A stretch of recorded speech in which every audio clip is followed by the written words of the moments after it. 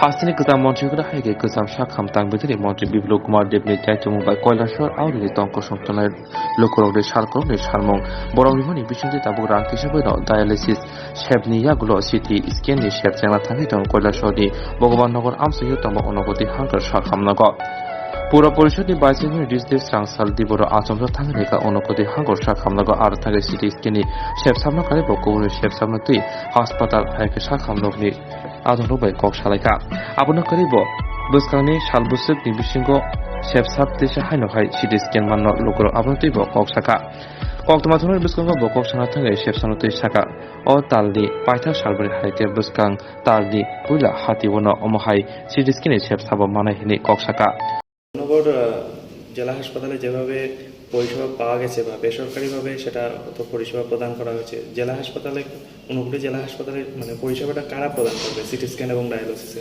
এটা আমাদের সরকার পিপিপি মডেলে সেটা করেছে। টেরেসা ডায়াগনোসিস সেন্টার তারা ধর্মনগর সহ বিভিন্ন রাজ্যের বিভিন্ন জায়গাতে তারা এই পরিষেবা দিচ্ছে। আমাদের জেলা হাসপাতালের মধ্যে টেরেসা ডায়াগনোসিস সেন্টার যারা আছেন তারা সেটা করবেন। টেকনিশিয়ানরা তাদের আছে, অলরেডি টেকনিশিয়ান এখানে নিযুক্ত মধ্যেই বোধহয় সম্ভবত হয়ে গেছে তাদের তরফ থেকে, এবং তাদের বিভিন্ন জায়গা থেকে যে অনেকে প্রশ্ন করেন যে সিটি স্ক্যান করবার পর রিপোর্টগুলি যে বিষয়গুলি আছে তারা বিশেষজ্ঞ ডাক্তারের সাথে তাদের টাই আপ আছে, এবং বিশেষজ্ঞ ডাক্তাররা এই স্ক্যানের রিপোর্টগুলি দেখেই সেখানে রিপোর্ট তারা প্রদান করেন। বিভিন্ন ক্ষেত্রে আমরা দেখেছি ঠিক সেইভাবেই আমাদের এখানে পিপিপি মডেলেই সেই পরিষেবাটা মানুষ পাবে এবং সহজ মূল্যে সেই পরিষেবাটা আমাদের এখানে মানুষ পাবে, এটা আমাদের বিশ্বাস। সীমার নিচে বসবাসকারী রয়েছেন যারা বিপিএলভুক্ত রয়েছেন তারা বিনামূল্যেই সিটি স্ক্যান পরিষেবাটা পেয়েছেন ধর্মনগর জেলা হাসপাতালের পরিষেবাটা, তো ঊনকোটি জেলা হাসপাতালেও কি একই নিয়ম চালু থাকবে? হ্যাঁ, আমাদের এখানে আমরা নিশ্চয়ই আমরা এটা করবো। আমাদের রোগী কল্যাণ সমিতির যে মিটিংটা হবে আমরা সমস্ত কিছু নির্ধারণ করবো এর মধ্যেই। যারা দারিদ্র্যসীমার নিচে যারা মানুষ, আমাদের সরকারের লক্ষ্যই সেই জায়গার মধ্যে সমস্ত ক্ষেত্রে সেই সুযোগিতা রেখেছেন। দারিদ্র্যসীমার নিচে যারা আছেন তারা নিশ্চয়ই একটা পরিষেবার সুযোগ পাবেন, প্লাস হাসপাতালে চিকিৎসারত যারা থাকবেন দারিদ্র্যসীমার নিচে তারাও সেই পরিষেবাটা পাওয়ার ক্ষেত্রে সাবসিডির ব্যবস্থা সেখানে নিশ্চয়ই থাকবে। চূড়ান্ত পর্যায়ে তো আমাদের ধারণা যে আগামী এই মাসের শেষের দিকে অথবা মাসের প্রথম দিকে আমাদের সিটি স্ক্যান পরিষেবা চালু হয়ে যাবে। তারা 7 দিন সময় নিয়েছেন এটা তাদের সফটওয়্যারটা সেট করতে।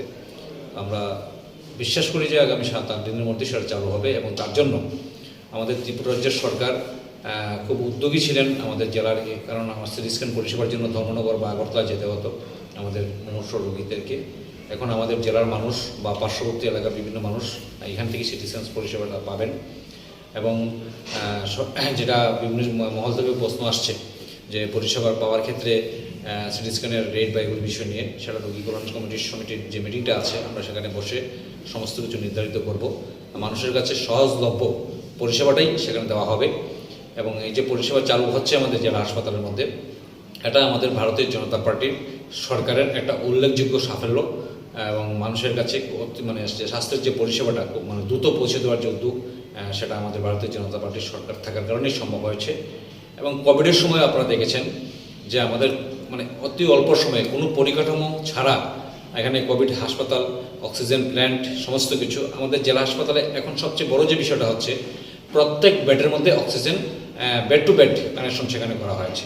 কোনো মুমূর্ষু রোগীর জন্য আলাদা কোনো অক্সিজেনের সিলিন্ডার প্রয়োজন পড়বে না, বেডেই সেখানে যাতে সে অক্সিজেন পরিষেবা পায় সেটার ব্যবস্থা করা হয়েছে।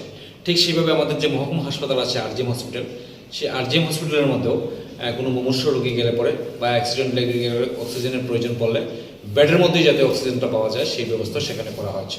এবং এই ব্যবস্থা যে সম্ভব হয়েছে, মানুষ যে এই পরিষেবাটা পাবেন, এটা যদি ভারতীয় জনতা পার্টির সরকারটা ত্রিপুরা যে না আসতো তাহলে আজকে এই পরিষেবা থেকে আমরা মানে অদূরেও থেকে যেত। আমরা অনেকদিন দেখেছি এগুলি তাদের কাছে প্রাপ্ত ছিল, এই দাবিগুলি আমাদের ভারতীয় জনতা পার্টির সরকার এবং তৎকালীন সময়ে আমাদের যে প্রাক্তন মুখ্যমন্ত্রী বিপ্লব কুমার দেব ছিলেন, তিনিও আন্তরিকভাবে উদ্যোগী ছিলেন, যার কারণে এই পরিষেবাগুলি দ্রুত চালু করা সম্ভব হয়েছে।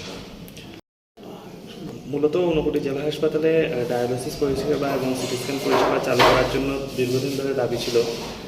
সম্প্রতি আপনি সেটা পরিদর্শন করেছেন, তো এর ব্যাপারে কী বলবেন? কবে নাগাদ চালু হতে পারে এবং সাধারণ নাগরিকরা বা রোগীরা এর থেকে কীভাবে পরিষেবা পাবে? আমাদের ঊনকোটি জেলা হাসপাতালে দীর্ঘদিন ধরে আমাদের দাবি ছিল কৈলাসরের, আমরা যখন আমাদের আরজিএম হসপিটালে যখন জেলা হাসপাতাল ছিল সেই সময় থেকেও দাবি ছিল, এবং কৈলাসর উন্নয়ন মঞ্চের নামে অনেক আন্দোলন সংগঠিত হয়েছে সিটি স্ক্যান পরিষেবা, ডায়ালিসিস পরিষেবা চালু করবার জন্য। আমাদের ত্রিপুরা রাজ্য সরকার পরিবর্তনের পর আমাদের রাজ্যের সরকার আন্তরিকতার সাথে সে উদ্যোগ নিয়েছেন এবং অনেক আগেই আমাদের হসপিটালের মধ্যে ডায়ালিসিস মেশিন এবং সিটি স্ক্যান মেশিনটা দিয়েছিল।